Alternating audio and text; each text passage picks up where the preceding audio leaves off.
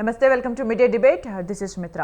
తెలంగాణలో పార్లమెంట్ ఎన్నికల కోసం రంగం సిద్ధమవుతోంది. ప్రధాన పార్టీలు 3 పూర్తి స్థాయిలో ఎన్నికల మీద దృష్టిని సారిస్తున్నాయి.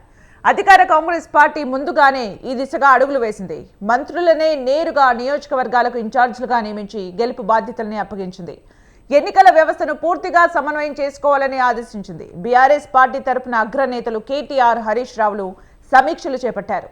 నియోజకవర్గాల్లోని పార్టీ నాయకుల్ని హైదరాబాద్కు పిలిపించి పూర్తి స్థాయిలో వ్యూహరచన చేస్తున్నారు.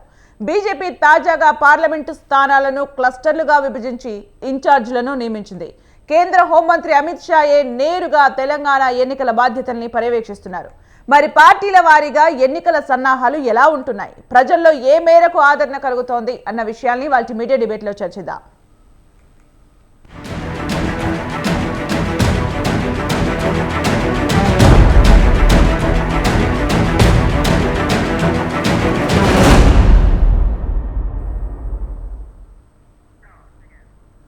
తెలంగాణ పార్లమెంట్ ఎలక్షన్స్లో పార్టీల వ్యూహాలకు సంబంధించి చర్చించడానికి మనతో పాటు ప్యానెల్లో యాడ్ అవుతున్నారు కాంగ్రెస్ రాష్ట్ర నాయకులు మిట్టా నరసయ్య గౌడ్ గారు. నమస్కారం అండి.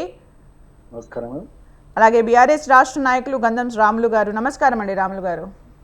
నమస్తే మేడం. నమస్తే.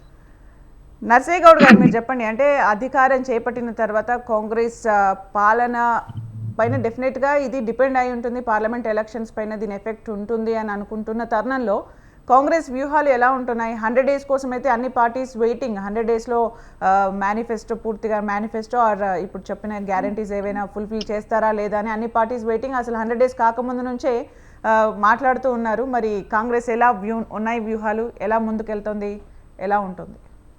మేడం వాయిస్ క్లియర్ ఉందా? Yeah, clear. మేడం, ముందుగా మీకు ప్యానెల్లో ఉన్న పెద్దలకు, వ్యూవర్స్కు నమస్కారం.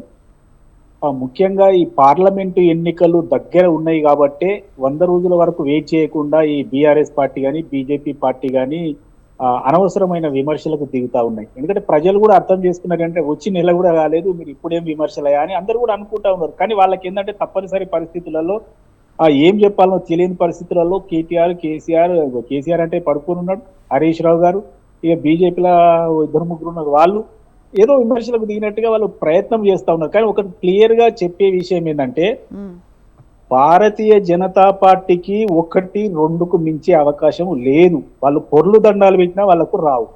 నెక్స్ట్ కేసీఆర్ కూడా మెదకులో ఏమైనా ఒకటి వస్తే చెప్పలేము, కానీ అంతకంటే దాటే అవకాశం లేదు.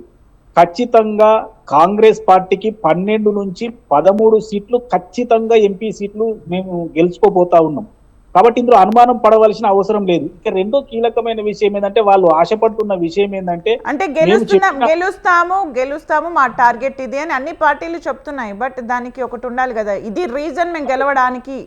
నేను అదే చెప్తున్నా. నెక్స్ట్ అదే, ఎందుకంటే నేను 12 నుంచి 13 సీట్లు గెలుస్తానని ఇంత గ్యారంటీగా నేను చెప్పగలగడానికి కారణం ఏంటంటే ఇప్పుడు మాకు ప్రత్యర్థులు ఎవరు తెలంగాణలో, అసలు ప్రత్యర్థులు అనేవాళ్ళు అసలు ఉన్నారా? ఎందుకంటే టీఆర్ఎస్ బీఆర్ఎస్ పార్టీ ఇంతకు ముందు స్ట్రాంగ్ గా ఉన్నమాట వాస్తవం. అప్పుడు స్ట్రాంగ్ గా ఉన్నప్పుడే వాళ్ళకు 9 సీట్లు వచ్చినాయి.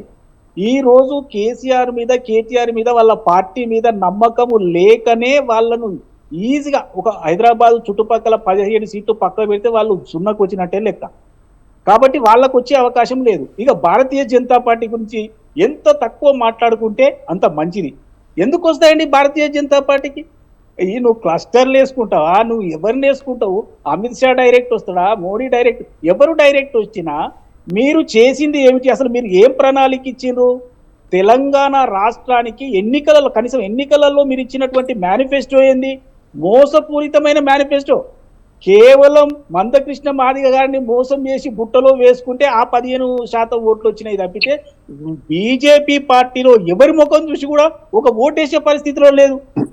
ఇక రెండో విషయం ఏంటంటే మరి బీజేపీకి బీఆర్ఎస్ కు రాకుండా పోతే ఎవరికి వస్తుంది? ఈ రోజు 6 గ్యారంటీలతోటి మేము అధికారంలోకి వచ్చినాం కాబట్టి 6 గ్యారంటీలు 100 రోజులలో తూచా తప్పకుండా మేము అమలు చేస్తాము.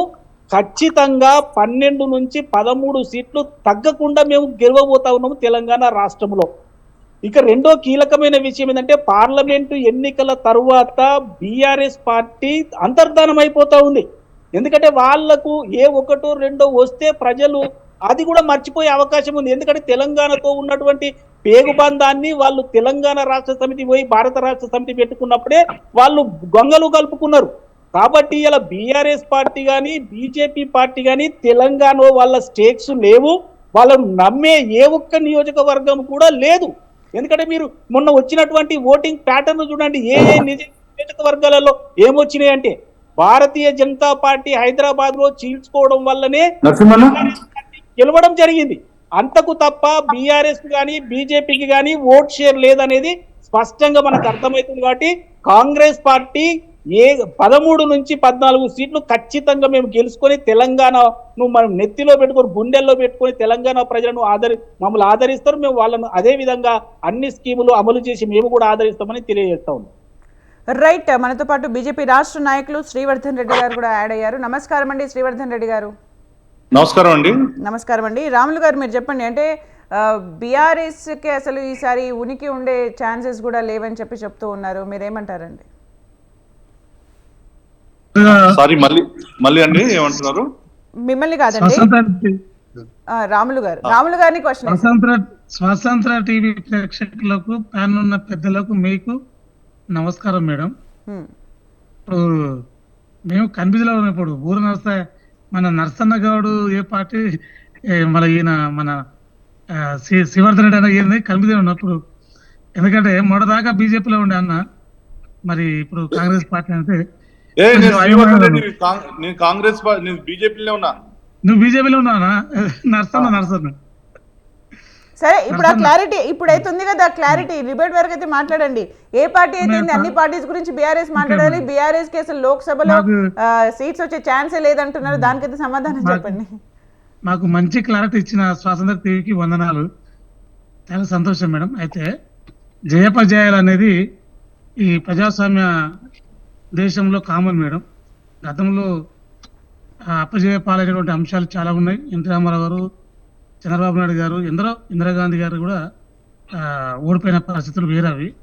అయితే ఇప్పుడు ముఖ్యంగా ఏంటి మేడం అంటే, ఇప్పుడు కాంగ్రెస్ పార్టీ రాష్ట్రం ప్రభుత్వం వచ్చి మళ్ళీ ఒక 40 రోజులు కానీ వస్తుంది. మరి వాళ్ళు ఏం చెప్పారు? వాళ్ళంతా రేవంత్ రెడ్డి గారు డిసెంబర్ 9 తారీఖున కట్టక పడతాయని చెప్పారు. 6 గ్యారెంటీలు మేము వచ్చినటువంటి తొందరలోనే 100 రోజులు చేస్తాం. ఇప్పటికీ 6 గ్యారెంటీలు 3 అంట, 3 కాదు మేడం, 1 బాగా చేశారండి, 3 చేయలే.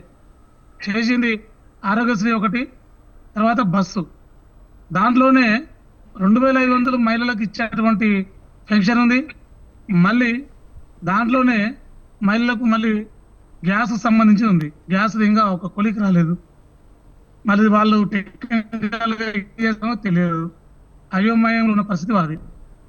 వాళ్ళకి ఇంకా స్థిరపడడానికి వాళ్ళకి ఇంకా సమయం సరిపోదు.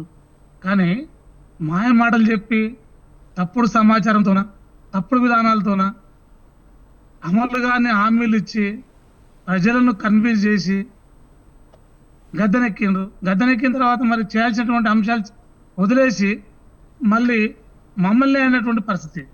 క్లూజర్లకు పార్షనర్లకు తెలియనటువంటి మా గుంపు మేస్త్రి, మరి అవి ఎవరి ద్వారా పోయినాయని తెలియని గుంపు మేస్త్రి. మరి ప్రభుత్వమే కదా, ప్రిన్సిపల్ సెక్రటరీ కదా దాన్ని ఆర్డర్ చేసింది.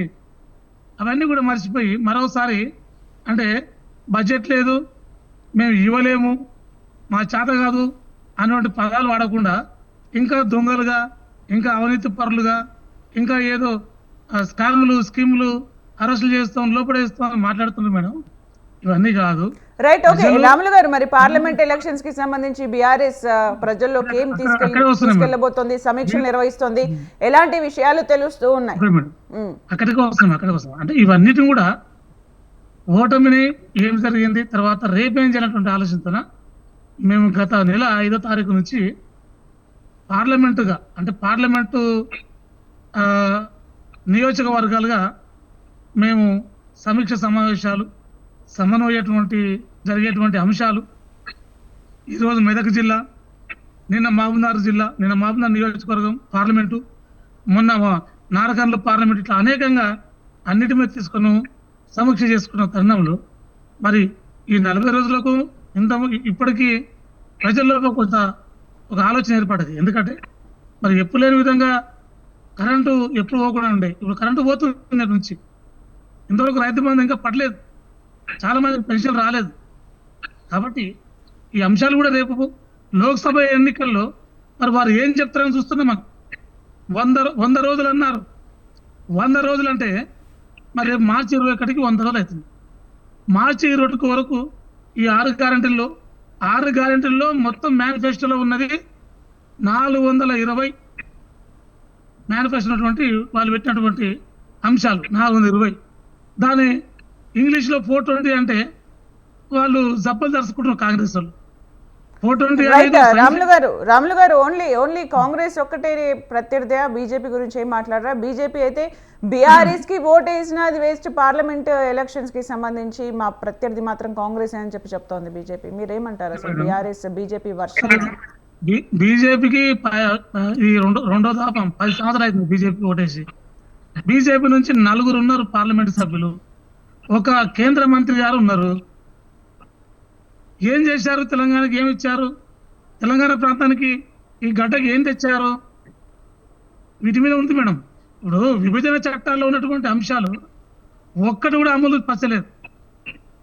ఈ తెలంగాణ రాష్ట్రానికి ఏమి ఇచ్చిన దాని మీద బీజేపీ నాయకులు, బీజేపీ నాయకత్వం ఆలోచించుకోవాలి. ఈ పుట్టిన గడ్డ ఇది, ఈ రాష్ట్రంలో పుట్టిన మనం. ఎక్కడో గుజరాత్ గురించి, ఎక్కడో యూపీ గురించి మాట్లాడితే కాదు. ఈ రాష్ట్రం, ఈ తెలంగాణ బిడ్డలుగా, ఈ గడ్డ మీద పుట్టిన బిడ్డలుగా, ఈ పౌరులుగా వాళ్ళకు బాధ్యత ఉంది. ఇప్పుడు కరీంనగర్లో బండి సంజయ్ గారు ఎంతవరకు అభివృద్ధి చేశారు? అదేవిధంగా అరవింద్ గారు మరి నిజామాబాద్లో ఎంతవరకు డెవలప్ చేశారు? సికింద్రాబాద్లో కేంద్ర మంత్రివర్యులు కిషన్ రెడ్డి గారు ఎంతవరకు మరి వారు చేశారు? ఆదిలాబాద్లో స్వయం బాపురావు గారు ఎంతవరకు చేశారు? ఆ గిరిజనుల బిడ్డకి ఏం చేశారు? ఇవన్నీ ఉన్నాయి మేడం అంశాలు. కాబట్టి వాళ్ళు వచ్చిన దండగానే, వీళ్ళు వచ్చిన దండగానే. గతంలో 2004లో ఇద్దరు ఎంపీలు మాకు, 2009లో 2 ఎంపీలు మాకు. అయినా కూడా మొక్కబోని ధైర్యంతోన మరి 36 పార్టీలను ఏకం చేసి దేశంలో ప్రతి పార్టీని తెలంగాణ రాష్ట్ర ఏర్పాటు కోసం మరి లోక్సభలో, రాజ్యసభలో మరి అంగీకరించే విధంగా వ్యూహాలు రచించింది కేసీఆర్ గారు. కాబట్టి ఇవన్నీ కూడా చరిత్ర మేడం, మర్చిపోయినకి లేదు. ఇదేదో మొన్న ఏదో పోయినంత మాత్రాన మాకు ఇచ్చింది తక్కువ వచ్చేది ఎంత మేడం? 1.4 అంతే. ఒక్కొక్క దగ్గర 200. అంటే లాస్ట్ టైం ఎలక్షన్స్ లో అంతమంది ఎమ్మెల్యేలు ఉన్నప్పటికీ ఎంపీ ఎలక్షన్స్కి వచ్చేసరికి బీఆర్ఎస్కి ఆశించిన స్థాయిలో ఎంపీ ఎలక్షన్స్ లో అయితే విజయం సాధించలేకపోయింది. ఈసారి మాత్రం ఎమ్మెల్యేస్ కూడా చాలా తక్కువగా ఉన్నారు. మరి ఈసారి ధైర్యం ఏంటి బీఆర్ఎస్ది?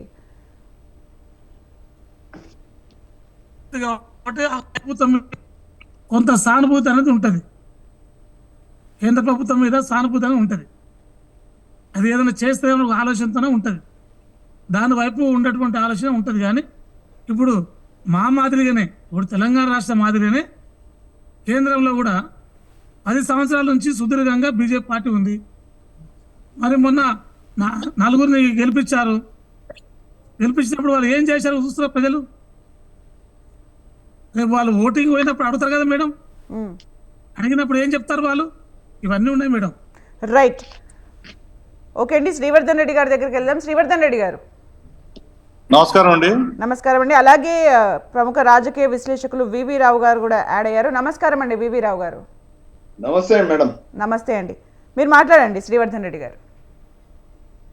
ఇప్పుడు ఒకటి, పార్లమెంట్ ఎలక్షన్లు అనేది దేశ రాజకీయాల్లో సంబంధించినటువంటి అంశాలు అనేవి ప్రధానంగా ప్రస్తావనకు వస్తాయి.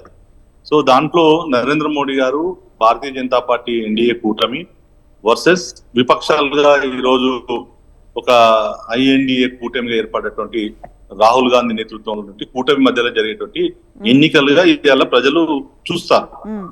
సో మొన్న జరిగినటువంటి మనకు ఏదైతే తెలంగాణ ఎన్నికలు జరిగాయో దాంట్లో ప్రధానంగా ఇక్కడ ఉన్నటువంటి ఈ 10 ఏళ్లలో ఈ ప్రభుత్వం ఇచ్చినటువంటి హామీలు కావచ్చు, ఇక్కడ ఉన్న నియంతృత్వం కావచ్చు, ఇక్కడ నుంచి ఈ ప్రభుత్వం చేసినటువంటి బీఆర్ఎస్ ప్రభుత్వం చేసిన అవినీతి కావచ్చు, కుటుంబ రాజకీయాలకు వ్యతిరేకంగా తీర్పు ఇవ్వాలని అనుకున్నప్పుడు వాస్తవంగా భారతీయ జనతా పార్టీ మేము అంటే ప్రజలకు ప్రత్యామ్నాయంగా కనిపించిన పూర్తి స్థాయి విశ్వాసం అంటే జరిగిన కారణంగా మాకు అధికారం ఇవ్వలేదు. అది కాంగ్రెస్ పార్టీకి అధికారం ఇచ్చారు. ఇచ్చినటువంటి కాంగ్రెస్ పార్టీకి కూడా కేవలం ఓన్లీ అంటే ప్రత్యామ్నాయంగా చూసే కాదు, వాళ్ళు ఇచ్చినటువంటి హామీలు ఏతున్నావో 6 గ్యారెంటీలు కావచ్చు, దగ్గర అనేక రకాలైన హామీలు ఏతున్నావో వాటి కారణంగా ఈ యొక్క కాంగ్రెస్ పార్టీకి ఈ యొక్క ఎన్నికల్లో ఓటు వేశారు, గెలిపించారు. అయితే మేము అంటున్నది ఏంటంటే రేపటి ఎన్నిక ఏదైతే ఉందో, అంటే మీరు 2019 ఎన్నికల్లో చూసుకున్నప్పుడు మాకు ఒకటే ఎంపీ సీట్ వచ్చింది, కానీ ఎంపీ ఎలక్షన్లకు వచ్చే వరకు 4 మాకు వచ్చాయి, కాంగ్రెస్ 3 వచ్చాయి. మరి మంచి మెజార్టీతో వచ్చినటువంటి బీఆర్ఎస్ పార్టీ 88 సీట్లు వస్తే దానికి మరి ఓటు వేయకుండా ప్రజలు కోరుకున్నారు. ఇలా దేశం అంతా కూడా నరేంద్ర మోడీ గారి నేతృత్వాన్ని కోరుకుంటున్నారు. ప్రపంచం అంతా కూడా మరి నరేంద్ర మోడీ గారి నేతృత్వంలో భారతదేశానికి ఒక గౌరవం దక్కుతా ఉంది. కేవలం గౌరవం ఒకటే కాదు, ఈ దేశం ఆర్థిక రంగంగా 11వ స్థానం నుంచి మనం ఈరోజు 5వ స్థానానికి వచ్చాం. ఇలా అనేక రకాలుగా పావర్టీ లైన్ లో ఉన్నటువంటి 25 కోట్ల మంది ప్రజలు ఇలా ఈ గత 10 సంవత్సరాలుగా ప్రభుత్వం ఏదైతే చేపట్టినటువంటి సంక్షేమ పథకాల కారణంగా పావర్టీ లైన్ నుంచి ప్రజలందరూ కూడా బయటికి తీసుకొచ్చినటువంటి పరిస్థితి కేంద్ర ప్రభుత్వం చేసింది. కేంద్ర ప్రభుత్వం అనేక అభివృద్ధి కార్యక్రమాలు, ఇలా 4 కోట్ల మందికి జన్ధన్ ప్రధానమంత్రి ఆవాస్ యోజన ఇండ్లు కావచ్చు, 12 కోట్ల మందికి ఈ యొక్క ఎల్పిజి ఉచితమైన సిలిండర్ గ్యాసులు కావచ్చు, లేకపోతే మెడికల్ కాలేజీలు ఇన్ఫ్రాస్ట్రక్చర్స్ పెంచడం కావచ్చు, 70,000 కిలోమీటర్లు మన యొక్క నేషనల్ హైవేస్ కావచ్చు, తర్వాత స్టార్ట్అప్ పేరు మీద కావచ్చు, మేక్ ఇన్ ఇండియా పేరు మీద కావచ్చు, తర్వాత 32% రాష్ట్రాలకు ఇచ్చేటటువంటి నిధుల నుంచి 42% ఇచ్చి రాష్ట్రాల అభివృద్ధి కోసం ఒక టీమ్ ఇండియాగా నరేంద్ర మోడీ గారి యొక్క నేతృత్వం చేస్తా ఉంది. అదే కాకుండా నేషనల్ వైడ్ గా చూస్తే ఓకే, ఇవన్నీ పరిగణలోకి తీసుకున్నప్పటికీ వాట్ అబౌట్ తెలంగాణకి బీజేపీ ఏం తెచ్చింది అన్న ప్రశ్న వచ్చినప్పుడు ఏం చెప్తారు మీరు? ఎస్, అయితే దీంట్లో మిత్రునికి తెలవాలి. సరే, బీజేపీ తెలంగాణలో ఏం చేసింది అనేది పవర్ ప్రజెంటేషన్ చేసి 9.5 లక్షల కోట్ల రూపాయలు గత 10 ఏళ్ల నుంచి ఇచ్చినామని చెప్పేసి తెలంగాణ ప్రజానికి చూపించారు. ఇవాళ కొత్తగా వచ్చినటువంటి రేవంత్ రెడ్డి గారు ముఖ్యమంత్రి గారు అధికారులతోటి రివ్యూలో చెప్పారు, మనం గత ప్రభుత్వంలో కాకుండా భేషజాలకు పోకుండా కేంద్రం ఇచ్చేటువంటి సహకారాన్ని మనం తీసుకొని మనం రాష్ట్రాల్లో మన యొక్క పథకాలను ఇంప్లిమెంటేషన్ చేద్దాము అని చెప్పాడు. దానికి ఎగ్జాంపుల్ గా ఈ రోజు ఆరోగ్యశ్రీ ఏదైతే ఆయన 10 లక్షల రూపాయలు చెప్పారో దాంట్లో 5 లక్షల రూపాయలు ఆయుష్మాన్ భారత్ లో కేంద్ర ప్రభుత్వం యొక్క డబ్బులు ఉన్నాయి, వాటిని మనం ఉపయోగించుకుందామని చెప్పారు. ఇలా డబుల్ బెడ్రూమ్ ఇళ్ల విషయంలో గత ప్రభుత్వం ఫెయిల్ అయింది. ఈ ప్రభుత్వం ఏదైతే ఇంగ్లీష్ అని పేదవాళ్ళకి చెప్పిందో, మరి కేంద్రం ఇచ్చేటువంటి ఆవాస్ యోజనలో ఇచ్చేటువంటి డబ్బును మనం తీసుకొని ఈ రాష్ట్రంలో నుండి పేదవాళ్ళకి ఇస్తా అని చెప్పేసి ఈ రోజు రేవంత్ రెడ్డి గారు ఒక కాంగ్రెస్ సంబంధించిన ముఖ్యమంత్రి చెప్తా ఉన్నారు. సో మరి రాములు మిత్రునికి ఈ యొక్క బీఆర్ఎస్ నాయకులకు కేంద్రం ఇచ్చినటువంటి డబ్బులు ఏవైతే ఉన్నావో మరి కనిపించలేదో మరి మాకైతే తెలియట్లేదు. కానీ తెలంగాణ ప్రజలకు తెలుసు, కేంద్రము నరేంద్ర మోడీ గారి యొక్క నేతృత్వము ఎక్కడ కూడా వివక్ష చూపించకుండా అన్ని రాష్ట్రాల యొక్క అభివృద్ధి కోసం చేస్తా ఉంది. ఎస్, తెలంగాణ అంశానికి వచ్చినప్పుడు ఈ రోజు మేము ఆల్రెడీ అమిత్ షా గారు ఈ యొక్క రాష్ట్రంలో ఒక విస్తృత స్థాయి కార్యకర్తల సమావేశంలో మీటింగ్ పెట్టాడు. ఈ యొక్క ప్రిపరేటరీ స్టార్ట్ చేశారు. ప్రజలు తెలంగాణ వాళ్ళకు కూడా అప్పీల్ చేశారు, కార్యకర్తలకు చెప్పారు.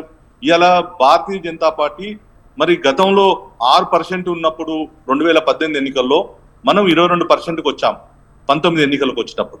ఇలా మేము 14%గా ఉన్నటువంటి ఈ ఎన్నికల్లో రేపు పార్లమెంట్ ఎన్నికలకు పోయినప్పుడు మనం 35% ఓటు బ్యాంకును 10 సీట్ల పైన అనే ఒక టార్గెట్ తో మనం పనిచేయాలి అని ప్రజలు కూడా ఇలా మోడీ గారు మరి మా యొక్క అమిత్ షా గారు అప్పీల్ చేశారు. అయితే ఇంత ముందుకు మిత్రుడు చెప్తా ఉన్నాడు ఏది ఎస్సీ వర్గీకరణ గురించి, కాంగ్రెస్ మిత్రుడు. మిత్రమా, ఈ రోజు దీనికి సంబంధించిన కాన్స్టిట్యూషన్ అయింది. ఈ యొక్క అఫీషియల్ గా ప్రభుత్వం దీంట్లో హోంమంత్రి తర్వాత లీగల్ దీనికి సంబంధించింది రేపు 22వ తారీఖు రోజు దీనికి సంబంధించిన మీటింగ్ జరగబోతా ఉంది. ఏదైతే ప్రజలకు ఇచ్చిండో మోడీ గారు ఏదైతే ఇచ్చారు దేశంలో, మోడీ యొక్క గ్యారంటీ ఏదైతే ఉందో ఇచ్చినటువంటి ప్రతి మాటను నిలబెట్టుకున్నాడు. ఈ దేశంలో ప్రతి మాటను నిలబెట్టుకున్న ఒక క్రెడిబిలిటీ ఉన్నటువంటి లీడర్ ఎవరు అంటే అది నరేంద్ర మోడీ గారు. అందుకోసం నరేంద్ర మోడీ గారి యొక్క నేతృత్వం తెలంగాణ ప్రజానికం కూడా కోరుకుంటుంది.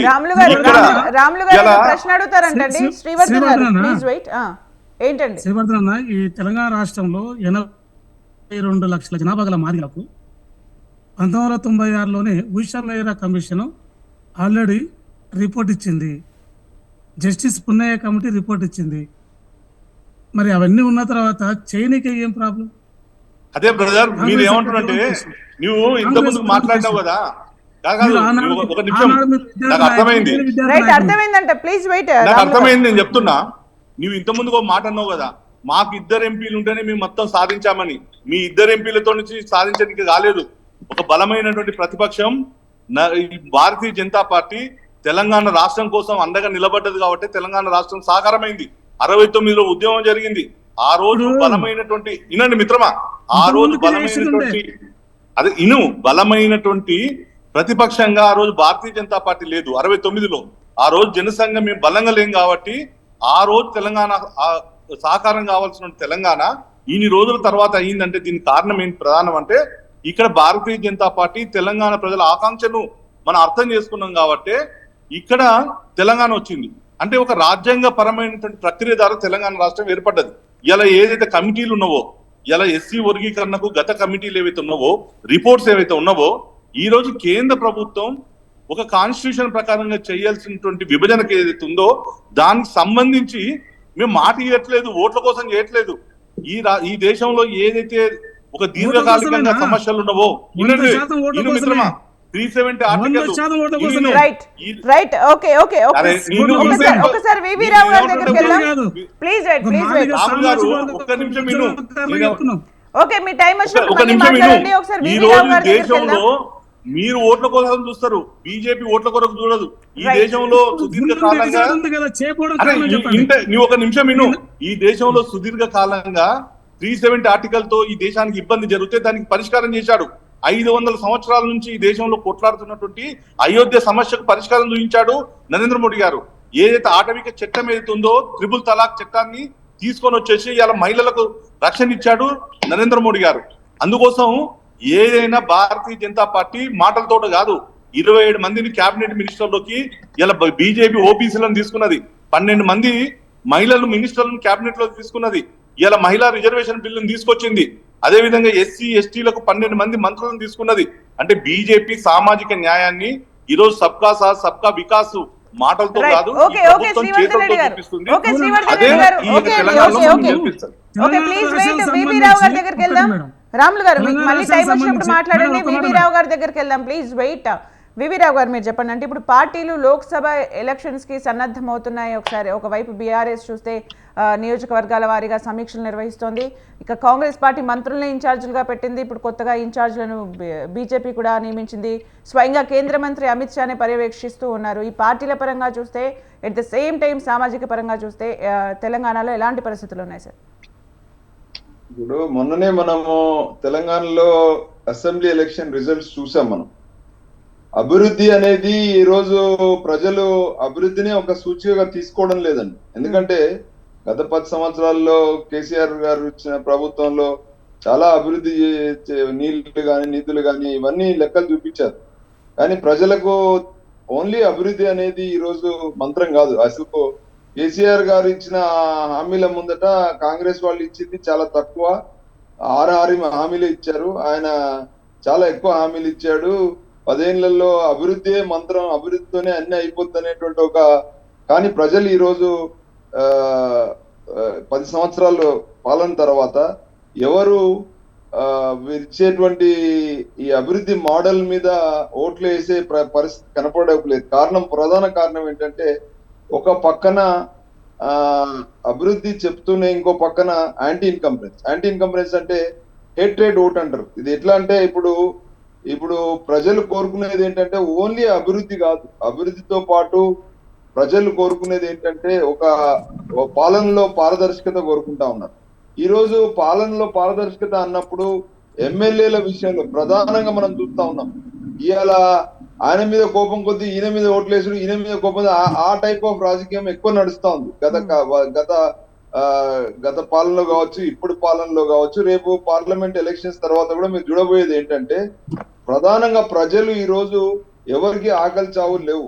ఇలా ప్రతి ఒక్క వ్యక్తికి పథకాలు అందుతా ఉన్నాయి. కానీ కొత్త వింత పాత రోత అనేటువంటి పరిస్థితిలో ఇవాళ రాజకీయాలు నడుస్తా ఉన్నాయి. దీనికి కారణం అన్ని మన రాజకీయ పార్టీలే. ఎందుకంటే రాజకీయ పార్టీలు ప్రజలను సంతృప్తిగా వాళ్ళకి ఇవ్వాల్సినటువంటి సర్వీసెస్ కానీ వాళ్ళకి ఇవ్వాల్సినటువంటి పారదర్శక పాలన విషయంలో మాత్రం ఏ ఒక్క రాజకీయ పార్టీ మాట్లాడదు. ప్రతి ఒక్కరు అభివృద్ధి మాత్రమే మాట్లాడుతా ఉన్నారు. మరి అభివృద్ధి విషయానికి వస్తే ఏమైనా కొత్త విషయాలు ఉన్నాయంటే అందులో ఏం లేవు. అవే ఇప్పుడు కాంగ్రెస్ పార్టీ ఇంకొక 4-5 పథకాల్లో 6 పథకాలలో అవే విషయాలు, అవే కేసీఆర్ ఇచ్చిన హామీలే మళ్ళీ వీళ్ళు కూడా ఇచ్చారు. కానీ ఇలా ప్రజలు కోరుకునేది ఏంటంటే చాలా విషయాలు ఏదైతే ప్రజలు కోరుకుంటున్నారో అది మాత్రం చర్చకు తీసుకురాకుండా చర్చకు పార్టీలు పనిచేస్తా ఉన్నాయి. అంతర్గత ప్రజాస్వామ్యం లేని రాజకీయ పార్టీలు, పార్టీ ఫండ్ ట్రాన్స్పరెంట్ గా లేదు. మీకు ఓటుకు 5,000 రూపాయలు, మీ హామీలే నిజంగా మీ అభివృద్ధి మంత్రాలు కరెక్ట్ గా పనిచేస్తే ఓటుకు 5,000 రూపాయలు ఎందుకు ఖర్చు పెడతా ఉన్నారండి? ఇవాళ మొత్తము ఇవాళ జరిగేది ఏంటంటే పాలన అంతా కూడా సెంట్రలైజ్డ్ గా మారిపోయినటువంటి పరిస్థితి. ఇలా కేంద్రంలో మోడీ కావచ్చు, రాష్ట్రాల్లో ఉన్నటువంటి ముఖ్యమంత్రులు కావచ్చు, రేపు కాంగ్రెస్ పార్టీ కూడా అధికారంలోకి రావాలనుకున్నప్పుడు ప్రజలకు ఒక పారదర్శకతతో పాటు లేదా సంతృప్తికరమైనటువంటి పాలన, అంటే ప్రజలు ఇలా కూడా కోరుకుంటాను. మీరు ఏదో మోడీ చేతికింది మోచే నీళ్ళు, లేకపోతే కేసీఆర్ చేతికింది మోచీలో, లేకపోతే రాహుల్ గాంధీ కింద కాదు. మాకు ఎప్పుడు వస్తుంది అధికారం? మాకు అధికారాలు కావాలి, మేము పాలనలో భాగస్వాములు కావాలి, మాకు అడిగితే సమాచారం కావాలి. మొత్తం సమాచారాన్ని గుప్పిట్లో పెట్టుకొని ఎమ్మెల్యేలను ఒక మొత్తం కాన్స్టిట్యుయెన్సీలలో మీరు ఒక నియంతృత్వ పోకడలకు తీసుకొచ్చి మీరు ఇక్కడ పార్టీ అధ్యక్షుల పేర్లు చెప్పుకొని ఇలా పార్టీలు నడుపుకునేటువంటి రాజకీయ పార్టీలకు ప్రజలు ఇవాళ గత 10 సంవత్సరాల తర్వాత ఇలా కేసీఆర్ దించినా రేపు రేవంత్ రెడ్డి పార్లమెంట్ ఎలక్షన్స్ తర్వాత ఆయన వస్తాయా, తగ్గుతాయా, ఎక్కుతాయా అనేటువంటి విషయం వచ్చినప్పటికీ కూడా రాజకీయ పార్టీలలో ప్రజలకు ఉన్నటువంటి ఒక ఆలోచన విధానం, ప్రజలు ఏం కోరుకుంటారు అనేటువంటి నిజమైనటువంటి విషయాల విషయంలో మీ దగ్గర సమాధానం లేదు. చర్చకు సిద్ధంగా లేరు రాజకీయ పార్టీలు. నేను అడుగుతా ఉన్నాను, ఖచ్చితంగా మీకు రాజకీయ పార్టీలు ఇలా పారదర్శకమైనటువంటి పాలన ఏదైతే సమాచారం ఉందో గ్రామ పంచాయతీ నుండి మా వార్డు కమిటీల దగ్గర నుండి మేమేదైతే కోరుకునేది ప్రతి విషయాన్ని కూడా ఎక్కడ కూడా లంచాలు లేనటువంటి రాజ్యం మాకు కావాలని కోరినప్పుడు మీ దగ్గర సమాధానం లేదు. ప్రతి ప్రాజెక్టులు మీరు ఇలా కార్పొరేట్ సంస్థలకు ఇస్తా ఉన్నారు, అదానీలు, అంబానీలు, లేకపోతే ఇక్కడ లోకల్ గా ఉన్నటువంటి మెగాలో, లేకపోతే పెద్ద పెద్ద వాళ్ళకి మీరు ప్రాజెక్టులు ఇస్తున్నారు. ఎందుకు ఒక సామాన్యుడు అడిగితే సమాధానం వచ్చే పరిస్థితి లేదు. మీరు నిజంగా మీ హామీల మీద మీకు అంత నమ్మకం ఉంటే, అభివృద్ధి మోడల్ మీద నమ్మకం ఉంటే మీరు ఎందుకు టికెట్లు శ్రీవర్ధన్ లాంటి వాళ్ళకో, లేకపోతే ఇక్కడ రాములు బయ్య లాంటి వాళ్ళకో ఎందుకు టికెట్లు ఇవ్వడం లేదండి పార్టీలు? ఎందుకు డబ్బున్నోడికి ఇస్తున్నాయి? పాపం ఈ యువకులు కష్టపడ్డారు కదా గత తెలంగాణ ఉద్యమంలో కానీ ఇప్పుడు కానీ. అంటే ఇదంతా కూడా ఇది చెప్పుకోవడానికి బాగానే ఉంది పార్టీల వ్యవహారం, కానీ ప్రజల్లో ఆ సంతృప్తి గురించి ఎవరు మాట్లాడడం లేదు. కాబట్టి ఓట్లు వేసేటప్పుడు ఒక ఆయన మీద కోపం మీద ఇంకో మీద వేసేటువంటి ఒక విధానానికి తెరదీస్తా ఉన్నారు. ఈ విషయంలో కేంద్రంలో ఉన్న మోడీ ప్రభుత్వం కూడా ఏం అతీతం కాదు. సమాచార హక్కు చట్టం అమలు విషయంలో కావచ్చు, లోక్పాల్ అమలు విషయంలో కావచ్చు, ప్రజలు పోరాడి తెచ్చుకున్నటువంటి చాలా సుపరిపాలన కోసం కోరుకున్నటువంటి విషయాల్లో మాత్రం ఏ పార్టీ కూడా ఇప్పటి వరకు కూడా వాళ్ళకి ఒక సంతృప్తికరమైన సమాధానం ఇవ్వలేదు. రేపొద్దున పార్లమెంట్ ఎలక్షన్స్ తర్వాత కూడా రిజల్ట్స్ వచ్చినాయి అంటే అది వాళ్ళ క్రెడిట్ కన్నా అక్కడ జరుగుతున్నటువంటి ప్రజల్లో ఉన్నటువంటి అసంతృప్తులు వెలబుచ్చడానికి పార్టీల కారణం కాదు. అక్కడ వాళ్ళ వ్యవస్థలో ఉన్నటువంటి వ్యవహారాల్లో ఉన్నటువంటి విషయాలు ఇలా ఈ పార్టీ నుంచి ఆ పార్టీ దునికేటువంటి విష సంస్కృతి ఉన్నటువంటి రాజకీయ పార్టీలలో ఇవాళ ఎవరికి వేస్తే ఓటేంది, కానీ ఎవరికి వేసినా అదే కదా తలనొప్పి అనేటువంటి పరిస్థితి. ఏ రాయితీని తలకాయ వలగొట్టుకునే పరిస్థితిలో ఒకరి మీద కోపం మీద ఒకరు వేసేటువంటి దుస్థితి ఉంది. దానివల్ల అది కేసీఆర్ తప్పనో, లేకపోతే రేవంత్ రెడ్డి కరెక్ట్ అనో, లేకపోతే మోడీ తప్పనో మోడీ కరెక్ట్ అని చెప్పే పరిస్థితి లేదు. దీనికి ఎక్కడైతే ప్రజలు ఒక సంతృప్తికరంగా సుపరిపాలన కోరుకున్న దానికి సమాధానం ఎవరు ఇచ్చే పరిస్థితి లేదు. ప్రతి ఒక్కరు కూడా వ్యక్తి చుట్టూ తిప్పేటువంటి రాజకీయాల ద్వారా ఎవరు ఏ టైంలో ఎవరు యాంటీ ఇన్కంబరెన్స్ ఉంటుందో, ఎవరు గెలుస్తారో ఎవరు ఓడిపడతారో ఖచ్చితంగా చెప్పే పరిస్థితి అయితే లేదు. మొన్న కూడా మనం చూసాము, ఒక నెల 2 నెలల ముందు వరకు కూడా ఇదే మీడియాలంతా కూడా కేసీఆర్ గెలుస్తా ఉన్నాడని చెప్పారు. తర్వాత ఆయన తీరా చూస్తే ఇలా కాంగ్రెస్ పార్టీ అధికారంలోకి వచ్చింది. అట్లానే కేంద్రంలో కూడా రేపు మోడీ వ్యవహారంలో కూడా ఎందుకు రాహుల్ గాంధీని ఎందుకు అనుకుంటాడు, ఎవరు మోడీని ఎన్నుకుంటారు అనే విషయానికి వస్తే ఓన్లీ అభివృద్ధి మంత్రం ప్రజలు ఇప్పుడు కోరుకోవడం లేదు. ప్రజలు ఎవరి ఆకలి చావులు లేవు, కానీ ప్రజలు ఈ రోజు కోరుకునేది. At the same time V V Rao గారు మీరు ఇంతకుముందు అన్నారు, ఇంతకుముందు అంటే last assembly elections, Telangana elections కి ముందు కేసీఆర్ గెలుస్తారు అని అందరూ అన్నారు, మీడియా సంస్థలు కూడా అన్నాయని అన్నారు. బట్ ద గ్రౌండ్ లెవెల్లో ద ఎగ్జాక్ట్ రిపోర్ట్ అనేది మాత్రం తెలుసుకోవడంలో బీఆర్ఎస్ ఫెయిల్ అయిందనే చెప్పుకోవచ్చు. ఎందుకంటే అన్ని మీడియా సంస్థలు ఒకేలాగా వ్యవహరించవండి. ఎగ్జాక్ట్ రిపోర్ట్ ఇచ్చే సంస్థలు కూడా ఉంటాయి. స్వతంత్రాలు నిజంగా ఎమ్మెల్యే జాతకం అని చెప్పి కాన్స్టిట్యుయెన్సీలో ఎలా ఉంది అనే పల్స్ని కూడా పట్టుకొని మేము ప్రసారం చేశాము. అక్కడ ఎలాంటి రిజల్ట్ అయితే వచ్చిందో ఫైనల్ రోజు కూడా అలాంటి రిజల్టే వచ్చింది. అంటే గ్రౌండ్ లెవెల్లో జరుగుతుంది, ప్రజల ముందుకు వెళ్ళడం అనేది చాలా తక్కువైపోయింది ఈ రోజుల్లో. మీరు ఇంతకుముందు అంటున్నట్టు మీ దృష్టి కూడా చెప్పదలుచుకున్నాం మేడం. మీరు ఇప్పుడు మీలాంటి సంస్థలు ఎంత సిన్సియర్ గా పనిచేసినా కూడా ప్రజలు కూడా ఇవాళ ఓపెన్ గా చెప్పే పరిస్థితి లేరు మేడం. మీరు కొన్ని శాంపుల్స్ తీసుకుంటారు, కొన్ని సందర్భాలు మీ శాంపుల్స్ లక్కీగా కలిసి వస్తే మీరు రిజల్ట్ చెప్తారు, తప్పులేదు అది. కానీ నేను చెప్పేది ఏంటంటే ఇవాళ ప్రజలు పారదర్శకంగా ఓపెన్ గా మాట్లాడే పరిస్థితి కూడా లేదండి రాజకీయాలలో. ఇవాళ మాట్లాడితే ఎవరేమంటారో, ఇప్పుడు నేను లోకల్ గా ఉన్న లీడర్స్ నుంచి కూడా ప్రెజర్స్ వచ్చే ఛాన్స్ ఉంటుంది అంటారు, అంతేనండి? Exactly madam. నేను ఏమంటున్నా, నేను ఎన్నికల నిఘా వేదిక తరఫున మొన్న ఎలక్షన్స్ లో నేను తిరిగినప్పుడు నా చేదు అనుభవం నేను చెప్తాను. ఒక ఇంటి దగ్గరికి వెళ్ళి ఒక పెద్ద నేను అడిగాను, బాబు మరి ఏంటి మీకు డబ్బులు ముట్టాయని తెలుస్తున్నాయి, 3 రోజుల ముందు ఎలక్షన్స్ 2 రోజుల ముందు మీకు డబ్బులు ముట్టాయని తెలుస్తున్నాయి, మరి ఏంటి ఎంత ఓటుకి ఎంత పలుకుతుందని అడుగుతాను. ఒకటే అన్నాడు, సార్ ఈసారి ఎన్నికల్లో వింత పోకడ్లు ఉన్నాయి. గతంలో ఇంటి పెద్దకు డబ్బులు ఇచ్చి అందరు పంచమనేది, ఇప్పుడు నాకు వేరే ఇచ్చి డబ్బులు ఇస్తున్నాడు, ఇది నీకే, నీ భార్యకు మళ్ళా మా భార్యకు వేరే తీసుకొచ్చి ఇస్తున్నారు, నా కోడలికి నా కొడుకు వేరే ఇస్తున్నారు. అంటే దాని అర్థం ఏంటి? ఒక ఇంట్లో ఉన్న నలుగురే ఎవరెవరికి ఓటేయాలనే మాట్లాడుకునే పరిస్థితిలో లేని విధంగా రాజకీయ పార్టీలు ఓటర్లను డివైడ్ అండ్ రూల్ చేస్తున్నాయి. ఈ పరిస్థితిలో ఏ సర్వేలు కానీ ఏ పార్టీలు ధీమాలు కానీ పనిచేయవు. ఎందుకంటే ఇవాళ ఆ దుస్థితిలో ఇవాళ రాజకీయాలు నడుపుకుంటా ఉన్నారు. రాజకీయాలు ఓటర్ని విచ్ఛిన్నం చేసినటువంటి పరిస్థితి. ఓటర్ యొక్క ఒక కామన్ ఓటర్ ఐడియాను వాళ్ళే వ్యక్తపరిచే పరిస్థితిలో ఇవాళ చర్చలు జరగడం లేదు, పార్టీల వ్యవహారం అనేది లేదు. ఒకవేళ ఒక గ్రామంలో ఒక కుటుంబంలో కూర్చొని మనం వేద్దామంటే ఇట్లా వేయాలి అనే ఆలోచన చేసే పరిస్థితిలో లేని విధంగా ఇవాళ రాజకీయ పార్టీలు ఓటు బ్యాంక్ రాజకీయాలు చేస్తా ఉన్నాయి. దానివల్ల మనం చెప్పలేకపోతున్నామని నేను చెప్తా ఉన్నాను మేడం. రైట్, ఓకే అండి.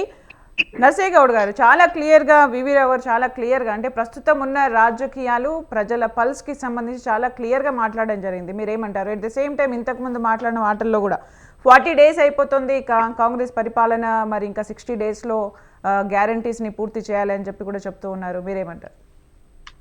మిత్ర గారు, నేనేమంటున్నా, ఇంకా 40 days అయింది, ఇంకో 60 days లో చేయకపోతే వాళ్ళు అడుగుతారు, మేము చెప్తాం. కానీ నేను అనేది ఏంటంటే, మేము మనస వాచ కర్మేన ఈ 6 గ్యారంటీలు 100 రోజులలో మేము స్టార్ట్ చేస్తామని చెప్పినాము. ఆల్రెడీ స్టార్ట్ అవ్వడం అయింది కొంత, అది చేస్తాం, ఖచ్చితంగా చేస్తాం. చెయ్యము అని ఎవరైనా ఆశ పెట్టుకుంటే వాళ్ళకి ఆశాభంగం తప్పదు.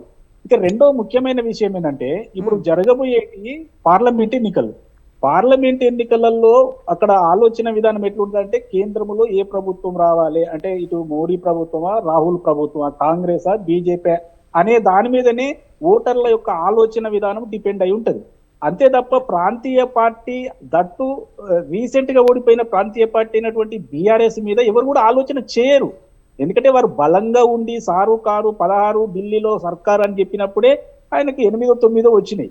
ఇక ఇవాళ మొత్తానికి మూల పడిపోయినటువంటి కేసీఆర్ పార్టీకి వచ్చే అవకాశం లేదు. ఎందుకంటే తెలంగాణకు ఉన్నటువంటి పేగుబంధము తెంచుకున్నారు కాబట్టి వాళ్ళు మూల పడేసింది. ఇక రెండో కీలకమైన విషయం ఏంటంటే, కాంగ్రెస్ బీజేపీ ఇవాళ తెలంగాణకు సంబంధించి కాంగ్రెస్ ఇప్పుడు బీజేపీ ఏం చేసిందంటే ఏం చెప్తారు? ఇప్పుడు ఎన్నికలు వస్తున్నాయి కాబట్టి మందకృష్ణ మాదిగ గారిని దగ్గరికి తీసుకొని మేము మీకు ఏబిసిడి చేస్తామని ఒకటి మభ్య పెట్టారు. ఇక రెండోది ఏం చేసిరు అంటే, ఆ పార్లమెంట్ ఒకటి కొత్తగా కట్టారు కాబట్టి అందులో మహిళా బిల్లును పాస్ చేసిరు. అదొక 10-15 సంవత్సరాలు స్టోరేజ్, కోల్డ్ స్టోరేజ్కి నెట్టేసిరు. ఆ తర్వాత 50 లక్షల 2 కోట్ల ఉద్యోగాలు ఇస్తారన్నారు, మరి అది ఎక్కడికి పోయినాయో తెలియదు. నల్లధనం తీసుకొస్తానన్నారు, మరి అది స్విస్ బ్యాంక్ లో స్విట్జర్లాండ్ ఉండిపోయింది. తెలంగాణకు మోడీ ప్రభుత్వము గత 10 సంవత్సరాలుగా ఏం చేసింది అని అంటే చెప్పుకోవడానికి ఒకటి కూడా లేదు. అదే విధంగా ఇంకో కీలకమైన విషయం ఏంటంటే, వీళ్ళకు వచ్చినటువంటి 13-14% ఓట్లు హైదరాబాదు కొన్ని కాన్స్టిట్యున్సీలో కొంత మంచి ఓట్లు వచ్చినాయి, కానీ ఇక డిస్ట్రిక్ట్స్ లోకి పోతే వాళ్ళకు నెగ్లిజిబుల్ ఓటింగ్ ఉన్నది. మరి ఏ రకంగా పార్లమెంటు సీట్లు గెలుస్తామని చెప్తా ఉన్నారు? ఇంతకు ముందు 4 సీట్లు గెలిచిండ్రు. ఆ 4 సీట్లు గెలిచిన పెద్ద మనుషులు అందులో 3 ఎమ్మెల్యేలుగా ఓడిపోయినరు. అంటే వాళ్ళ పర్ఫార్మెన్స్ డిస్మల్ అని తెలుస్తుంది కదా. ఈ కోణంలో చూస్తే బీఆర్ఎస్ కానీ బీజేపీ కానీ తెలంగాణలో ఒకటి అర మీదనే ఉండడం తప్ప అంతకంటే ఎక్కువ కోరుకుంటే ఆశాభంగం తప్పదు. అయోధ్యను ప్రధానాంశంగా చూస్తుందా లేదా రెండొకటి ఏంటంటే, ఈ విషయాలు కనుక్కున్నటువంటి మోడీ గారు, షా గారు ఇక మన మన మాటలు ఎవరు నమ్మే పరిస్థితులలో లేరు. కాబట్టి మళ్ళొకసారి మతం కార్డు ఒకసారి అక్షంతలు ఇల్లుకు పంచిపెట్టి కొంచెం ఏమన్నా ఎమోషనల్ గా ఏమన్నా చేద్దామా అన్న ఆలోచనలో వీళ్ళు అక్షంతలు పంపించి డప్పులు డమారాలు వేసుకొని తిరుగుతా ఉన్నారు. కానీ ఒక్కటే క్లియర్ గా చెప్పేది ఏంటంటే ప్రజలకు ఒక క్లారిటీ వచ్చింది. తెలంగాణకు సంబంధించి బీఆర్ఎస్ ను ఊడగొట్టిరును, బీజేపీని మర్చిపోయింది. బీజేపీ అనేది ఏ కోణములో కూడా తెలంగాణకు పనికిరాదు అని డిసైడ్ చేసిరు ప్రజలు. కాబట్టి మాకు 10 వస్తాయి 15 వస్తాయి అంటే ఇక ఏమని మాట్లాడతామండి? ఎవరి ఆశావాదం వాళ్ళది. అనుకోనియండి, ఇంకో 2 నెలలు 3 నెలలు అయితే అనుకుంటారు. నర్సయ్య గౌడ్ గారు నిజంగా ప్రజల సెంటిమెంట్ అది అక్షంతలు అయి ఉండొచ్చు, అయోధ్య అయి ఉండొచ్చు, ప్రజల సెంటిమెంట్ అని అనుకుంటే మరి కాంగ్రెస్ దానికి సపోర్ట్ చేయదా? మేడం నేను ఒకటే చెప్తున్నా, శ్రీరాముడు అనే వ్యక్తి ఆయన అందరికీ సంబంధించిన వాడు. ఆయన దేవుడైనా రాజైనా ఎవరైనా మేము అందరము కొలుస్తాము, నమ్ముతాము. కాబట్టి వారిని మేము వ్యతిరేకించం. హిందువులు ఎవరు కూడా వ్యతిరేకించరు. కానీ ఒక దేవుణ్ణి కూడా భారతీయ జనతా పార్టీ పరంగా బంధించినప్పుడు ఎవరి ఆలోచన వాళ్ళకు ఉంటది కదా. ఎవరు ప్రాణ ప్రతిష్ఠ ఎవరు చేస్తారండి? మీరు గత 1000 సంవత్సరాల నుంచి మీరు చూస్తూ ఉన్నారు. ఎన్నో గుళ్ళకు పోయినాం, ఎన్నో కార్యక్రమాలు మేము కూడా చేసినాం. ప్రాణ ప్రతిష్ఠ చేసేది బ్రాహ్మణ్స్, అక్కడ ఉన్నటువంటి పూజారులు, అక్కడ ఉన్నటువంటి వాళ్ళే తప్ప ఒక దేశ ప్రధాని కాదు అనేది వాస్తవం కదా. ఈ రోజు ఒక దేశ ప్రధాని వచ్చి ప్రాణ ప్రతిష్ఠ చేస్తాడు అంటే బీజేపీ కార్యక్రమంగా మీరు రూపుదిద్దుకుంటున్నారంటే రామునికి ఉన్నటువంటి యూనివర్సాలిటీని కూడా మీరు కుంచింపజేస్తా ఉన్నారంటే మరి ఏమనుకోవాలండి? ఇలా నేను కరుడు కట్టిన హిందువును, చిన్నప్పటి నుండి ఆర్ఎస్ఎస్, ఏబీవీపీ, బీజేపీ, దేవుడు రాముడు అని కొలుసుకుంటూ వచ్చిన వ్యక్తిని నేనే అందులో ఇవ్వలేకపోయినా 40 సంవత్సరాల తర్వాత బయటికి రావడం జరిగింది. మరి ఇలాంటి వాళ్లకు కేవలం బీజేపీ వాళ్లకు మాత్రమే రాముడు అనుకుంటే ఎట్లా? మీ రాముడు అవుతాడా? అట్లా అనుకుంటే మేము ఏమనుకోవాలి? మీరు సపరేట్ గా మీ పార్టీ పరంగా పెట్టిరని మేము అనుకోవాలనా? కాబట్టి రాముడు అనే దేవుడు అందరి వాడు, అన్ని మతాలకు అన్ని కులాలకు అందరికీ సమానంగా చూస్తున్నటువంటి కాంగ్రెస్ పార్టీ ఆయనను ఒక బంధించినట్టుగా కేవలం భారతీయ జనతా పార్టీకి సంబంధించిన ఆర్గనైజేషన్లు మాత్రమే ఓన్ చేసుకుని మేము మాత్రమే పంచుతున్నాం, మా దేవుడు మా రాముడు అన్నప్పుడు ఎలా రియాక్ట్ కావాలండి? కాబట్టి మేము సరి అయిన హిందువులం, కరుడు కట్టిన హిందువులం, హిందుత్వాన్ని పాటించే వాళ్ళం. పార్టీకి సంబంధించింది కాదు, ట్రస్ట్ కి సంబంధించింది. అందరికి కూడా ఆహ్వానాలు వెళ్తున్నాయని చెప్పినప్పుడు మీరే కదా బీజేపీని దానికి ఆపాదిస్తున్నారు అని బీజేపీ వర్షన్. సుమిత్ర గారు, ఒకవేళ అదే నిజమైతే ట్రస్ట్ కు సంబంధించిన వాళ్ళే ప్రాణ ప్రతిష్ఠ చేయాలి, ట్రస్ట్ కు సంబంధించిన వాళ్ళే ముందు నిలబడాలి, ట్రస్ట్ కు సంబంధించిన వాళ్ళే చేయాలి. సుప్రీంకోర్టు జడ్జిమెంట్ ఏమనుంది? ట్రస్ట్ కు ఒప్పజెప్పండి అని ఉంది. ట్రస్ట్ పెట్టిండ్రు, ట్రస్ట్ చేస్తుంది. ప్రధానమంత్రి గారిని ముందర పెట్టి చేయడం అనేది ఏ దేవుడికి ఎక్కడ ఏ గుళ్ళోనైనా ప్రాణ ప్రతిష్ఠ గత లక్షల సంవత్సరాలుగా చేసినో మీరు చెప్పండి. ప్రజలందరూ వింటున్నారు కదా. కాబట్టే కాంగ్రెస్ పార్టీ ఏమంటుందంటే భారతీయ జనతా పార్టీ రాముణ్ణి పొలిటిసైజ్ చేస్తుంది, రాజకీయం చేస్తుంది. కాబట్టి మేము ఆ రోజు రాము తెల్లవారి కుటుంబ సమేతంగా పోయి మేము దర్శనం చేసుకుంటాం. ఆ రోజు కేవలం ఒక్కరిని రమ్మని కొందరికి మాత్రమే ఆహ్వానం పలికిండ్రు. కాబట్టి మేము తెల్లవారా అంతకు ముందా అంతకు తర్వాత ఏదో ఒక రోజు మేము వెళ్ళి మేము దర్శనం చేసుకుంటాం. రాముడు మావాడు. ఒకవేళ రాముడు సెంటిమెంట్ అయినప్పటికీ కూడా బీజేపీకి ఇది కలిసి వచ్చే అంశంగా అయితే మీరు చూడట్లేరు, అంతే కదండి ఫైనల్ గా? సుమిత్ర గారు, నేనేమంటున్నా, వాళ్ళు చేసినటువంటి రాజకీయం బెడిసి కొడుతుంది అంటున్నా. దేవుడు ఖచ్చితంగా వాళ్ళను శిక్షిస్తాడు. అందరినీ సమానంగా చూడాలి, అందరినీ రప్పించుకోవాలి. ఇంతకు ముందు ఎలాగైతే పురాణాలు చెప్పినా ఆ రకంగా చేయాలి. కానీ కేవలం భారతీయ జనతా పార్టీకి సంబంధించినట్టుగా వాళ్ళకి ఇష్టం వచ్చినట్టుగా చేసుకొని మీరు రాలేదని బురద తల్తే ప్రజలేం పిచ్చోళ్ళు గారు. మొన్న కూడా ఇట్లాంటి మాటలు చెప్తేనే వీళ్ళని మూల కూర్చోబెట్టారు. కాబట్టి తెలంగాణకు సంబంధించి భారతీయ జనతా పార్టీకి పెద్ద గుండుసుని వచ్చినా పెద్ద ఆశ్చర్యపోవాల్సిన అవసరం లేదు. కాబట్టి ఖచ్చితంగా 13 నుంచి 15 సీట్లు మేమే గెలుస్తాం. 1 సీటు మాత్రం అసదుద్దీన్ ఓవైసీ గారు గెలుచుకునే అవకాశం ఉంది. అది అందరికి కూడా తెలుసు. కాబట్టి ఎక్కువ ఆశలు పెట్టుకొని ఆశాభంగం చేసుకోవద్దని మిత్రులు ఇద్దరికి కూడా నేను తెలియజేస్తాను. రైట్. రాములు గారు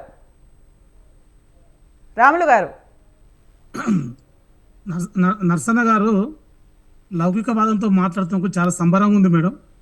ఎందుకంటే ఆయన నుంచి మేము కోరుకున్నది ఇదే, మనది లౌకిక రాజ్యం, చాలా సంతోషం. కానీ ఏదేమైనప్పటికీ ప్రజలు న్యాయ నిర్ణేతలు, ఎవరు ఓడిపోతారు ఎవరు గెలుస్తారు అనేది ఒకరి జాతం ఒకరు చెప్పాల్సినటువంటి అవసరం లేదు.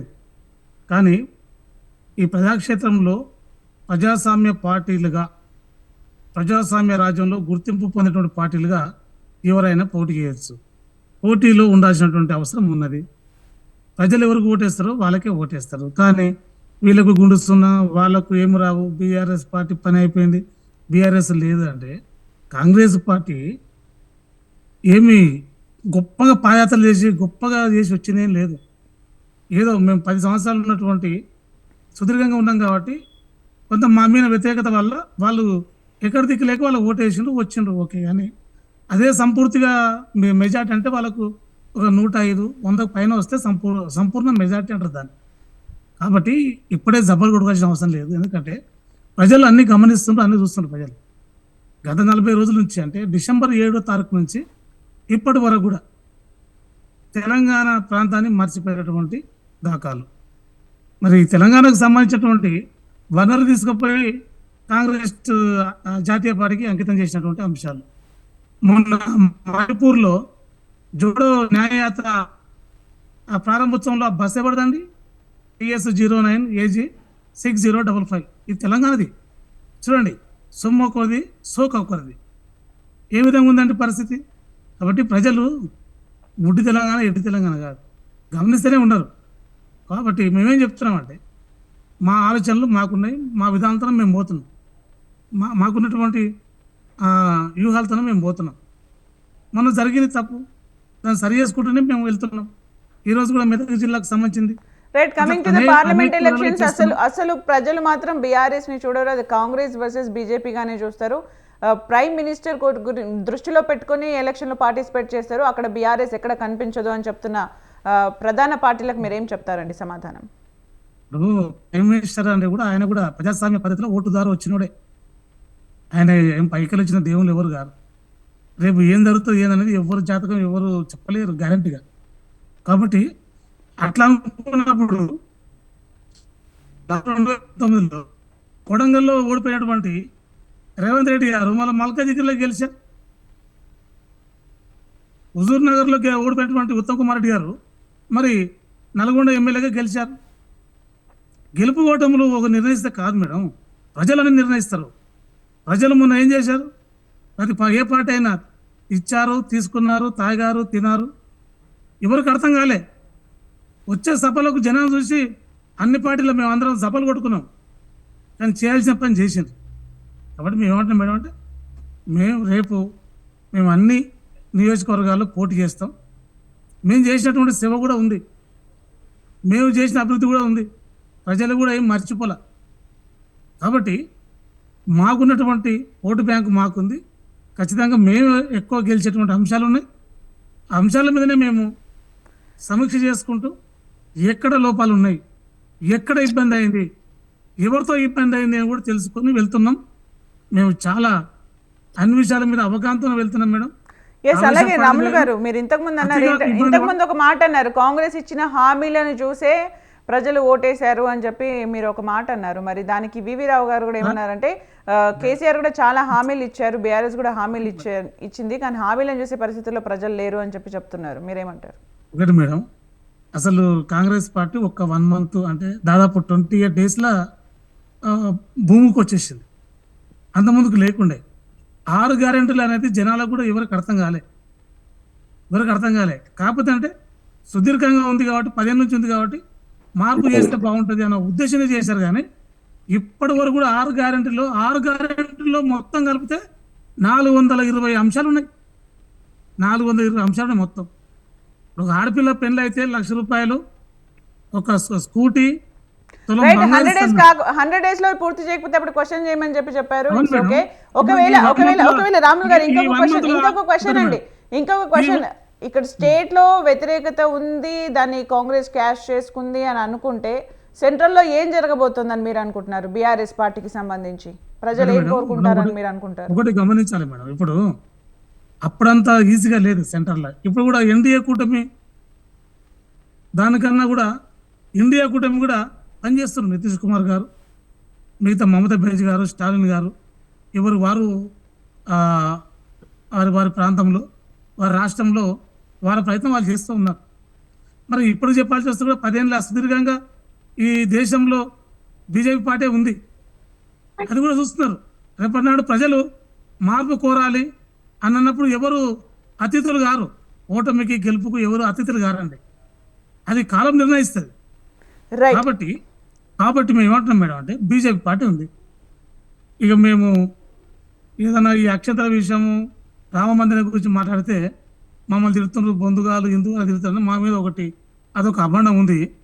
కానీ శాస్త్రీయంగా హిందూ సంప్రదాయ ప్రకారం శాస్త్రీయంగా శంకరాచార్యులు కానీ మిగతా ఆచార్యులు 4 ఆచార్యులు ఈ సమయం మంచిది కాదు, మంచి రోజులు లేవు, అసంపూర్తిగా ఉన్నటువంటి తయారైనటువంటి అయోధ్య, కాబట్టి దీన్ని మేము బహిష్కరిస్తున్నట్టు వాళ్ళు వెళ్ళలేదు.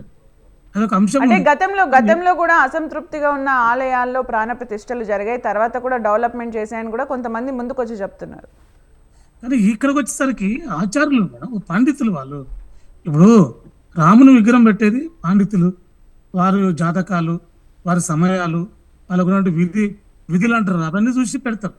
కానీ వాళ్ళు వ్యతిరేకిస్తున్నారు కదా, కానీ వాళ్ళు చేస్తున్నారు. ఎందుకంటే ఇప్పుడు ఎన్నికల సీజన్, 2019 ఎలక్షన్ల ముందు ఫుల్మా దాడులు అవన్నీ మనం చూసినాం, మనకు అన్నీ తెలుసు. మనకి ఇవన్నీ ఇప్పుడు బీజేపీ పార్టీ గెలుపుకు పునాదులు పాకిస్తాను, ఎంఐఎం, తర్వాత కొన్ని రైతులను వాడుకోవడం, లేకపోతే మిలిటరీని వాడుకోవడం, ఇవన్నీ కూడా వాళ్ళకు సెంటిమెంట్తో కూడినటువంటి అంశాలు. ఇవన్నీ వాళ్ళకి ముడి సరుకులు, ఇవి వాళ్ళకు ఈ ముడికి సరుకుతోనే వాళ్ళు వెళ్తున్నారు. ఇంకోటి బీజేపీ నాయకులకు, రాష్ట్ర బీజేపీ చెప్పండి అన్న. ఎంతసేపు చెప్పినా ఏం చెప్తావు, నీ దగ్గర ఏం లేదు, వేదాంతం వచ్చింది. రైట్. శ్రీవర్ధన్ గారు మీ దగ్గరికి వస్తున్నారు. శ్రీవర్ధన్ రెడ్డి గారు మీరు చెప్పండి అంటే బీజేపీ రాజకీయం అయోధ్య చుట్టూ తిరుగుతోంది అనే దానికి మీరు ఏం చెప్తారు? ఇప్పుడు ఒకటండి, వీళ్ళ యొక్క సెక్యులరిస్టులు ప్రభుత్వాలు, కాంగ్రెస్, టిఆర్ఎస్ చాలా సెక్యులరిస్టులు. ఎందుకంటే వీళ్ళు అన్ని కులాలను, అన్ని మతాలను సమానంగా చూస్తారు. కానీ ఇఫ్తార్ విందులకు పోరు, వీళ్ళు చర్చిలో జరిగే ప్రార్థనలకు పోరు, వీళ్ళు హజ్ యాత్రలకు పోయేటోళ్ళకి సబ్సిడీలు ఇయ్యరు. కానీ కేవలం భారతీయ జనతా పార్టీ హిందువుల గురించి, మెజారిటీ ప్రజల గురించి, ఈ దేశంలో జరుగుతున్న దాడుల గురించి మాట్లాడితే బీజేపీ మతతత్వం. వీళ్ళు దగ్గర నోటికి తీసుకొని వచ్చేసి ఎంఐఎం 15 నిమిషాలు సమయం ఇస్తే దేశంలో ఎన్ని 120 కోట్ల హిందువులను కథం చేస్తానని మాట్లాడేటోళ్ళకు ఇఫ్తార్ విందు విడిపీనికి పోయి కాజును వాళ్ళు పెట్టి పండ్లతోటి పెట్టి చేసేటోళ్ళు వీళ్ళు సెక్యులరిస్టులు. ఈ రోజు దేశంలో ప్రజలందరూ ఏం మాట్లాడుతున్నారు, ఆగండి. మీరు దగ్గరకు వచ్చింది కొద్దిసేపు ఇలా తెలంగాణ అంశం మీద మీకు ఓటేసిండ్రు, ఇలా మీ తెలంగాణ అంశం అయిపోయింది. ఈ రోజు తెలంగాణ విభజన చట్టాల మీద బీజేపీ ఒకటి కూలన్నా, ఏది ఏ దాని మీద ఏం ప్రశ్న అడుగుతున్నారు? స్ట్రైట్ గా అడగండి. విభజన చట్టాల మీద ఎందుకు చేస్తలేరు? విభజన చట్టాల అంశాలు నేను ఒక నిమిషం దీని గురించి మాట్లాడివ్వండి శ్రీవర్ధన్ రెడ్డి గారిని. 10 సంవత్సరాలే కదా చెప్పేదానికి. నేను ఆమె అడుగుతున్నది అడుగుతుంది, నీవేం చెప్తున్నావు, ఏమడుగుతున్నావు? బీజేపీ ప్రజల దగ్గరికి రాముడినే చూపించి వెళ్తుందా, ఏం చూపించి వెళ్తుందా? మేడం, నేను 2 విషయాలు చెప్తా. ఇలా భారతీయ జనతా పార్టీ మేము రాముని గురించి ఓట్ల రూపం చూస్తలేము, వీళ్ళు చూస్తున్నారు. ఇవాళ శంకరాచార్యులు చెప్పారు, ఇంకోరు చెప్పారు. మొన్నటి వరకు ఎందుకు మాట్లాడిండ్రు? ఇలా మేము రామని చెప్పి మాట్లాడిన వాళ్ళు ఎవరు? Congress party, BRS party. ఇవాళ వీళ్ళకు లోపల ఓట్లు నీవు ఒక నిమిషం ఆగు, రాములు ఒక నిమిషం ఆగు. ఈ పార్టీలకు ఓట్లు కనిపిస్తున్నాయి, కానీ భారతీయ జనతా పార్టీకి ఈ దేశ ప్రజల యొక్క మనోభావాలు కనిపిస్తున్నాయి. ఈ దేశంలో ఉన్నటువంటి కోట్లాది మంది ప్రజలు 500 సంవత్సరాల నిరీక్షణ కనిపిస్తుంది. ఇక్కడ నుండి ప్రజలు ఏదైతే కోరుకుంటున్నారో ఒక భవ్యమైనటువంటి రామ మందిరం కావాలని, ఆ రామ మందిర నిర్మాణాన్ని కలను సాకారం భారతీయ జనతా పార్టీ ప్రభుత్వం చేస్తా ఉంది, నరేంద్ర మోడీ యొక్క నేతృత్వం చేస్తా ఉంది. కానీ ఇది వీళ్ళకి నచ్చదు. మేము రాజకీయాల్లో రాహుల్ ఎన్నికల గాంధీ అంశంలో పోతుందా? భారతీయ జనతా పార్టీ రాముని మేము తీసుకురాలేదు. విరాళాలు పంపించినామన్నా? ఇలా రాముని తీసుకురాలేదు. మేము రాములు కూడా ఫస్ట్ పంపించినాం. రాములు ఒక నిమిషం ఆగితే చెప్తా. ఫస్ట్ మేము మేము పంపించినాం తీసుకురాలేదు. విరాళాలు. నీకు క్వశ్చన్ అడిగితే నేను రాములు గారు మాట్లాడతాను, ప్లీజ్ చెప్పు. వెయిట్ అండి, నెక్స్ట్ అడగండి. విరాళాలు మేము పంపించినామన్నా? ఏం పంపించిండ్రు? విరాళాలు మేము కూడా ఫస్ట్ పంపించినాం. మీరు ఒక నిమిషం విను. ఎంపీలు కాదు మిత్రుడు నర్సాగౌడు ఆయన కూడా చెప్పిండు, Yes. నేను ఒకప్పుడు హిందుత్వవాదిని అని చెప్పి. వ్యక్తులు కాదు, మీ పార్టీ విధానాలు ఏతుందో ఈ రోజు పార్టీ యొక్క విధానాలను క్వశ్చన్ చేస్తున్నారు. ఇక్కడ నరేంద్ర మోడీ గారు భారతీయ జనతా పార్టీ ప్రభుత్వం గురించి మీరు క్వశ్చన్ చేస్తా ఉన్నారు. ఈ రోజు నేను మాట్లాడుతున్నది నర్సాగౌడ్ గురించి కాదు, రాహుల్ గాంధీ పార్టీ యొక్క విధానం గురించి నేను మాట్లాడుతా ఉన్నాను. ఇవాళ వ్యక్తిగతంగా అందరూ ఇండ్లలో రాముడు అని చెప్తున్నారు, కానీ బయటికి వచ్చినప్పుడు ఓట్లే కదా మీరు చూస్తున్నది. ఇలా వీళ్ళు చూస్తున్నది ఓట్ల రాజకీయాలు చూస్తున్నారు.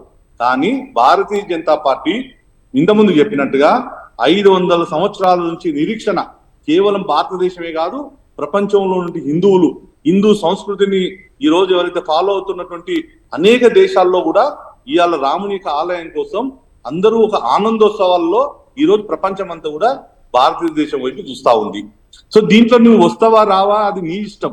ఇవాళ ఒక దేశానికి ఒక ప్రధానమంత్రిని ఆహ్వానించడం అనేది ఆ యొక్క కమిటీ తీసుకున్నట్టు నిర్ణయాన్ని, ఆ నిర్ణయాన్ని మనం తప్పుపట్టాల్సిన అవసరం లేదు.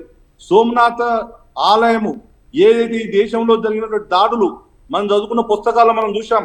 ఈ రోజు విదేశీ యొక్క దాడులు అనేక వందల సంవత్సరాల మీద జరిగిన దాడులు, ఈ యొక్క హిందుత్వం మీద జరిగిన దాడులు, దేవాలయాల మీద జరిగిన దాడులను మన స్వాతంత్రం వచ్చిన తర్వాత ఇదే కాంగ్రెస్ ప్రభుత్వం సోమనాథ ఆలయాన్ని పునర్నిర్మాణం చేసింది. ఆ రోజు హోంమంత్రిగా ఉండి ఉప ప్రధానిగా ఉన్నటువంటి సర్దార్ వల్లభాయ్ పటేల్ గారు ఆ యొక్క టెంపుల్ ను ఇనాగ్రేషన్ చేశారు. ఈ రోజు కాంగ్రెస్ పార్టీ ఆ చరిత్రను మర్చిపోయింది. ఈ రోజు కాంగ్రెస్ పార్టీ కేవలం నెహ్రూ ఇవాళ గాంధీ కుటుంబం వీళ్ళు ఏదైతే ఆచరిస్తారో వీళ్ళు ఆచరించిందే ఆ కాంగ్రెస్ యొక్క పార్టీ యొక్క విధానం. ఒకప్పుడు ఇదే కాంగ్రెస్ లో మరి జాతీయవాదులు ఉన్నటువంటి కాంగ్రెస్ పార్టీ వేరు, ఈ రోజు ఇటలీ కాంగ్రెస్ పార్టీ వేరు. అందుకోసం మేము రాముని ఇచ్చి ప్యానెల్ ఓకే శ్రీవర్ధన్ రెడ్డి గారు ఓకే అండి. ప్యానెల్లో ఉన్న 3 పార్టీస్ కి సంబంధించిన వాళ్ళకి ఒక క్వశ్చన్ అడుగుతున్నాను. ఇంతకుముందు వివి రావు గారు అన్నారు, పార్టీల కోసం ఇలా సిన్సియర్ గా పనిచేస్తున్న వాళ్ళకి టికెట్స్ ఇచ్చే పరిస్థితిలో పార్టీలు లేవు, ప్రజలు కూడా వ్యతిరేకత వచ్చినప్పుడు ఓట్లు వేస్తున్నారు కానీ అభివృద్ధిని హామీలను చూడట్లేదు అనే దానికి పార్టీలు మీరు ఏకీభవిస్తున్నారా? ఫస్ట్ నర్సయ్య గౌడ్ గారు మీరు చెప్పండి, 1 by 1 చెప్పండి, తక్కువ టైం ఉంది. మీరు నాకు పూర్తి చేయలేదు, ఒక నిమిషం. మీరు చెప్పారు కదండి, మీ టైం చెప్పారు కదా, సోమనాథ్ ఆలయం గురించి చెప్పారు. ఒకటే నిమిషంలో చెప్తున్నా, దీనికి కూడా ఆన్సర్ వచ్చేలాగా చెప్పేయండి. ఆన్సర్ కూడా అది కూడా చెప్తాను.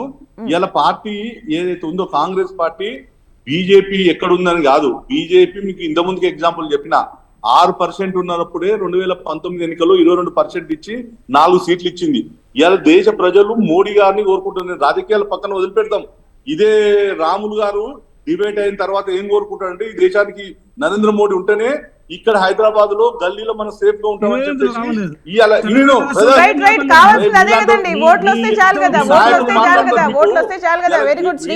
మాట్లాడడానికి ఒప్పుకోవడానికి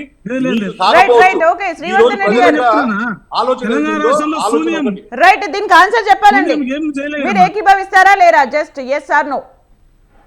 ఇప్పుడు ఇవాళ పార్టీలు ఒకటేనండి, ఏదైతే పార్టీ కోసం పనిచేసినటువంటి కార్యకర్తలు ఉంటారో ఏ పార్టీకైనా ఆ కార్యకర్తల యొక్క స్ట్రెంతే పార్టీ యొక్క ఎదుగుదలకు. ఇలా భారతీయ జనతా పార్టీ కార్యకర్తలు ఓనర్ గా ఉన్నటువంటి పార్టీ భారతీయ జనతా పార్టీ.